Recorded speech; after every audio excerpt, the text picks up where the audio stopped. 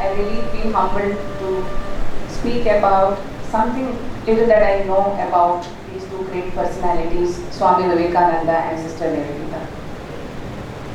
So I thought I'd divide this topic across three parts. Firstly, about a brief introduction about who is Sister Nivedita, especially for those who are hearing her name for the first time. And then second part would be about becoming Nivedita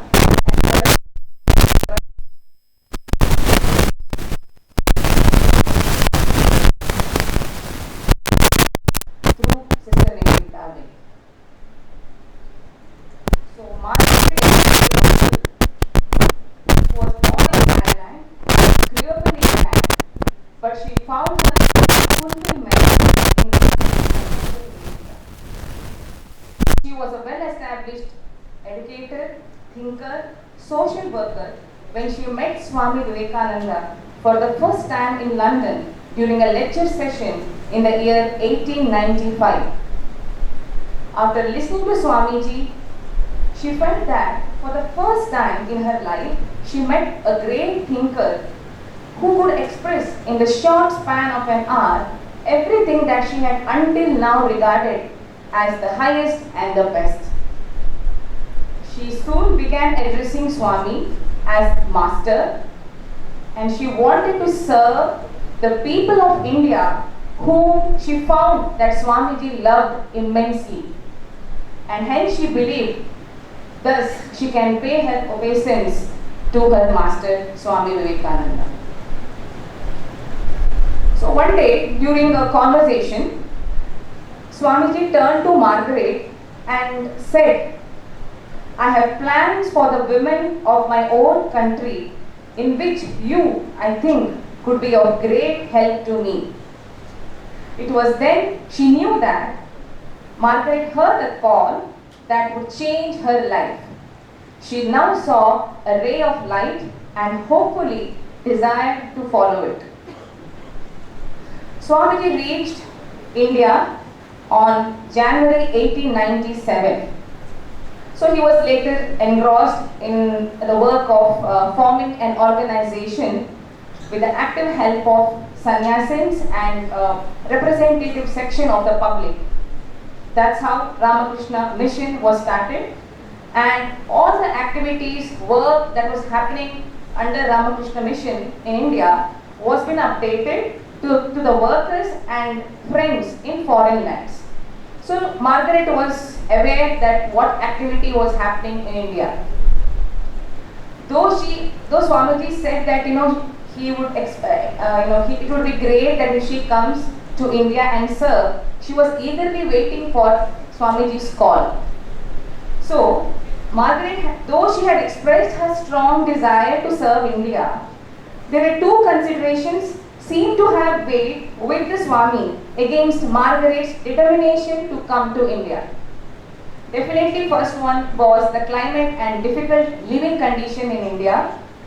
Secondly, Swamiji had his own ideas of how Western people come and work in India. So he believed that a European who was to work on his behalf in India must do so in the Indian way. For this was the only means to arrive at an Indian consciousness. So he thought it was wise to pause, encouraging her to take the final plunge. Time would say whether she was really eager to adopt a new way of living in a new country. But Margaret's consistent interest to work for India and her persistence finally changed Swamiji's mind. And finally, he writes to her. Please listen to this carefully.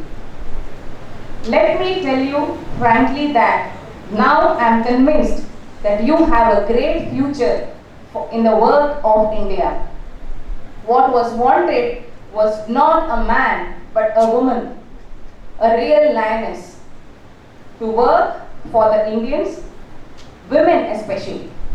Your education, sincerity, purity, immense love, determination, and above all, the Celtic blood make you just the woman India wanted.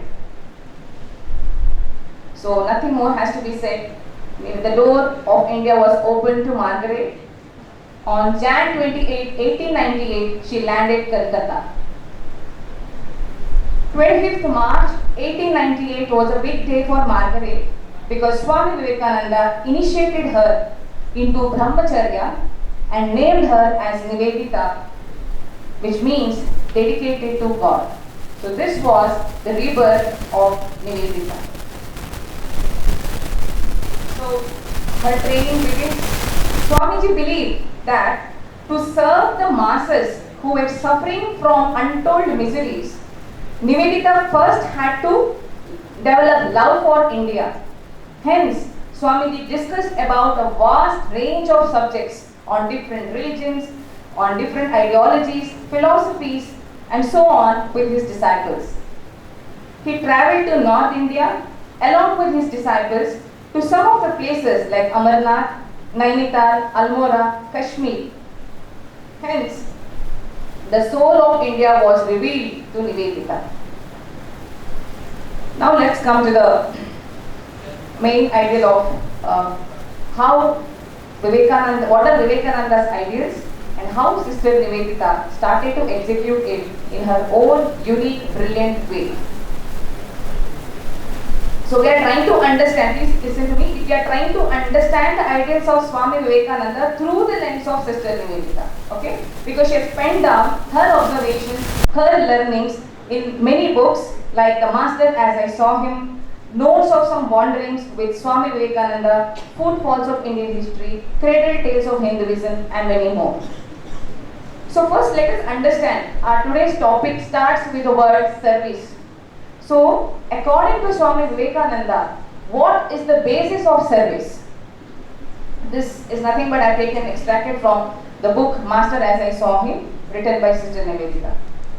Swamiji once pointed out that just compassion cannot be the motive of service, because when we serve others by compassion, we consider them as jivas or as other human beings. On the contrary, when we serve others by love, we regard them as Atman, the very self. That is, in all sense, the self and others, the gap, the subtle gap gets vanished. Swamiji always kept saying, Shiva Bhavena Jiva Seva. That is, to do service to beings with constant awareness of the divine within each and every human being. This is the highest definition of service. When this awareness is maintained while engaging in charity, a spirit of humility will be developed. It even leads to eventual liberation. Swamiji always said it is the Savior who should rejoice of getting an opportunity rather than the saved. That is, the person who gets an opportunity to serve others, we should be thankful or grateful than the person who gets the help or who is being served. So this was the basis of service which Sister Nivedita throughout her work in India, kept constantly in her mind. The ideal for which, now let's come to the main core ideal for which Nivedita was primarily chosen. That is to uplift and empower Indian women through education. Swamiji strongly believed that a nation cannot rise if one of the limbs is paralyzed. Just as a bird cannot fly only with one wing. Swamiji even said that my duty would not be complete if I die without starting a place for women. And this tremendous task was undertaken through Sister Nivedita. What is Swamiji's vision for Indian women? To achieve true education, thereby they are capable of creating their own destiny and hence they attain freedom. Education must develop the spirit of true womanhood. Women must learn modern science, but not at the cost of ancient spirituality. I think this is a question that we all have to ponder, that how our current education system, are we still practicing the thought what Swamiji very clearly mentioned about education for Indian women. Now let us see how Nivedita executed this. Nivedita opened an experimental school for girls in Kolkata on November 1898.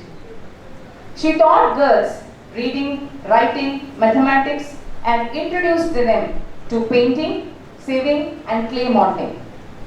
Whenever she took the children to the museum, she would especially show them the archaeological relics from the ancient cities of India. She won the hearts of her Orthodox Hindu neighbors by her selfless, noble service. Nivedita ran her school along the Indian lines and did not take any help from the government, which was run by the British. She always reminded her students that they were the daughters of Bharat. At a time when government banned singing Vande Mataram in public, she introduced Vande Mataram in her school as daily prayers. During the Swadeshi movement, she herself started using Swadeshi products and also introduced spinning in her school. The school still shines brightly in Kolkata as the Ramakrishna Sharada Mission Sister Nivedita Girls School. One of a prominent historian, Jadunath Sarkar, writes, he wrote what Sister Nivedita said. I think this few statements what she made gives us a glimpse of what Swamiji really visualized. Education, yes, that is the problem of India. How to give true education, national education, how to make you full men, true sons of Bharatvarsh and not poor copies of Europe. Your education should be an education of the heart and of the spirit as much as of the brain.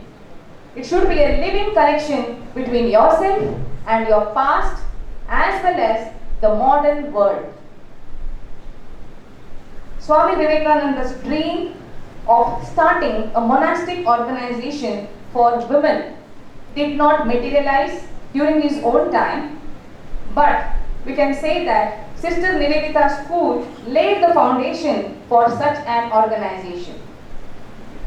So the monastic organization that was named as Sharada Math was established in 1954, and the first president of Sharada Math was Revered Pravarajika Bharati Prana Mataji, who was none other than an old student of Sister Nivedita's school named Parul.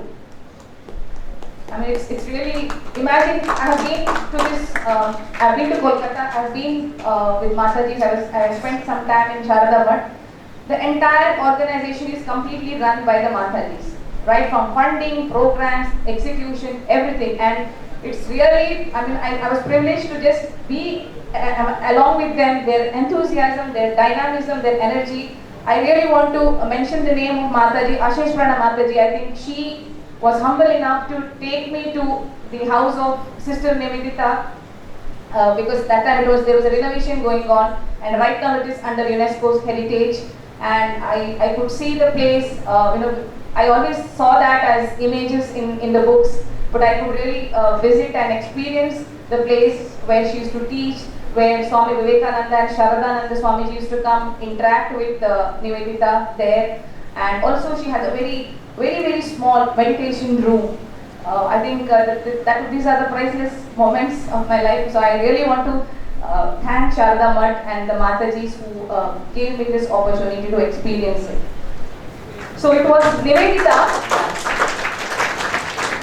Who instilled in Parul's young mind the spirit of patriotism and created unconsciously a respect for renunciation and service. So this was one prime major goal for which Nivedita was chosen. The next one, which Swamiji though did not tell her directly, but she could receive it as a hint when Swamiji blessed her. Once Swamiji blessed Nivedita saying, I give you all that Ramakrishna Paramahamsa gave to me. What came to us? From a woman, that is Mother Kali, I give to you. Do what you can with it. Soon after Swamiji's passing away on 4th July 1902, Nivedita could understand what was the hint Swamiji gave. That was to awaken the spirit of nationality. She dived into nation building work. Nivedita believed that the nation could not be great and powerful unless there was unity among various races and religious communities in India.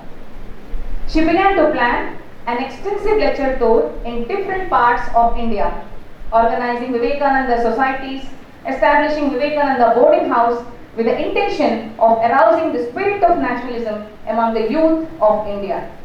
She used the words nation and nationality as mantras. What was Swamiji's vision of man making, she gave a concrete shape and changed it to nation making. So this is the brilliance of Sister Nivedita. In 1903, she wrote in a passage, listen to this, the whole task is now to give the word nationality to India in all its breadth and meaning. The rest will do itself. India must be obsessed by this great concept of nationality. It means we will have new views of history, of customs, and it means the assimilation of the whole Ramakrishna Vivekananda idea in religion, and that is synthesis of all religious ideas. So you see, what was the vision of Ramakrishna Vivekananda, that is synthesis of all the religion.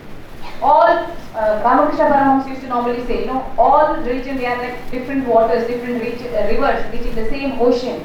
So that oneness, to develop that spirit of oneness, that nationality, it is only happening when we synthesize, when there is a feeling of one great nation. So let's see what are the different ways she tried to awaken the spirit of nationality. She was perhaps the first person to think of a national flag for India while at Bodh Gaya in 1904. She designed a flag and placed thunderbolt, which is Vajra, that is the Ayudha of Indra, that Vajra Ayudha they say. So she designed that as the center of the flag, which symbolizes glory, honor, purity, wisdom, sanctity and energy. One of her very dearest dreams was to revive Indian art. Great artists like Abanindranath Tagore, Nandalal Bose, Asit Haldar, they all drew inspiration from Sister Nivedita. When Abanindranath Tagore painted Bharat Mata, she was in ecstasy. This painting, the original painting, is still there in the Bose Institute in Calcutta. Many years later, Nandalal Bose had written, when Nivedita died, it was like being deprived of the presence of a guiding angel. She always used to say that what she observed was these great artists were imitating the Western strokes, Western images, ideals or paintings. So she said, why don't you draw Rana Pratap? Why don't you paint Sita, Ahalya Bai? These are our heroes. You should create Indianness in the Indian art. You should give rebirth to Indian art, and hence they all drew a lot of inspiration from Sister. In political movement, Nivedita took great interest in the plans and activities of great leaders of Indian independence movement. She believed that India must win political freedom before she could advance in any other fields. This is during the year 1904, 5, 6, the beginning of the 20th century. Moderate leaders like Gopal Krishna Gokhale, Ramesh Chandra Dutt, Surendranath Banerjee, they all interacted and discussed with Sister Nivedita. Even revolutionary leaders like Aurobindo Ghosh, Bipin Chandra Pal, they all met and they used to have a very good interaction with Nivedita. For that matter, even Bal Gangadhar Tilak and Mahatma Gandhi also visited her in her own Buffet Lane, the place where she lived. Rabindranath Tagore was struck by her love for India because she's a Western. So he conferred the title Lok Mata, that is Mother of the People. Ras Bihari Ghosh, said, if the dry bones are beginning to stir, it is because Sister Nivedita breathed the breath of life into them. So one of the topics which was very close to Swamiji was science. How to develop scientific temper in India specifically. Have you heard of a scientist named Jagadish Chandra Bose? J.C. Bose? Yeah. So for J.C. Bose, Nivedita was a great friend, guide and philosopher. When Nivedita first met J.C. Bose, she saw a scientific genius in him and she helped him preparing his journals, articles and books. His speed of thought was so high that he didn't even have time to even document what was his innovative idea that he could get. So she served him as scribe. So please understand, he is a scientist. He is a scientist, and to be his words, to write, she also needs to have a scientific temper, scientific bent of mind, and she did it. So there was a research also done on studying Jagadish Chandra Bose articles and books and journals, like to understand how much was the contribution of Sister Nivedita in his articles and writings. And they very clearly found out there was because post Nivedita's death, he was continuing writing, but they could see a significant difference in the frame, in the way of writing his articles. So they did mention that Sister Nivedita played a huge role in Jagadish Chandra Bose's contribution to science. See, moreover, during British rule, he used to keep sending articles and his new experiments, innovative ideas to the Western universities, but England never accepted it. But it was Sister Nivedita who again went back to England. She fought for it, she ensured that he gets that recognition, and that's how today we all know, and his the original ideas are still intact, and it is along with the name of Jagadish Chandra Bose. Tagore has once observed this. He said, in the day of his success, whose success? Jagadish Chandra Bose.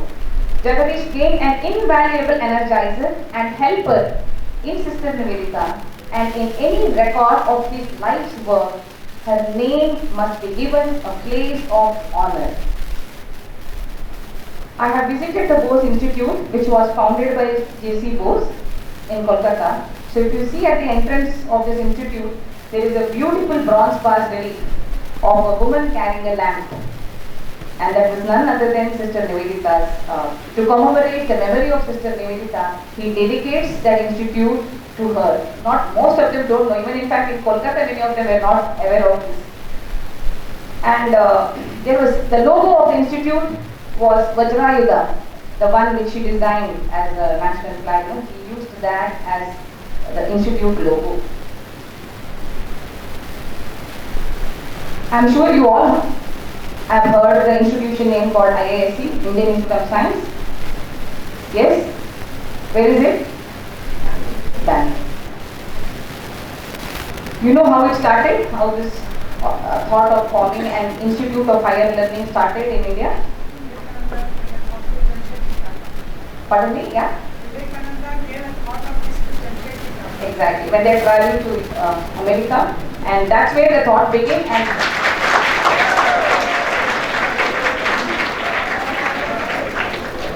so once Jamshedji Tata was back to India, he thought of this, of forming an Indian Institute of Higher Science, but British government who was ruling India, they found this science, advancement in science is not at all required for India. So they always, they didn't accept the proposal. Then finally, and also he wanted Swami Vivekananda to lead this particular institute, and finally Vivekananda gives it to Sister Nivedita to take it ahead. So after a long struggle, after a long fight with the British government, in 1908, Maharaja of Mysore, he gives 400 acres of prime land in Bangalore, and government finally issued orders for the formation of Indian Institute of Science. So during 150th birth anniversary of Sister Nivedita, in IISc there was an exclusive session on Sister Nivedita and her contribution to IISc. Not many of them are aware of how she, worked to ensure that this institution can be formed. Thus, we can say that Sister Nivedita is undoubtedly one of the greatest gifts of Swamiji to India, who absolutely fulfilled her Guru's words of blessings. That is, we vow to India's future son, the mistress, servant, and friend in one. Throughout her life, we see that in her thoughts, in her words, and in her deeds, Nivedita carried out Swami Vivekananda's mission. She once writes, I only wanted,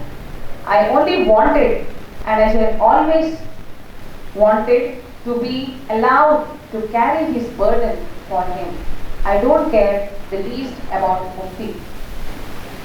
October 13, 1911, Nivedita passed away. So even today, a memorial stone at the sacred spot at Darjeeling proclaims, here reposes Sister Nivedita, who gave her all to India. So we now saw that how incredibly she transformed Swamiji's ideals into life through her selfless, noble service.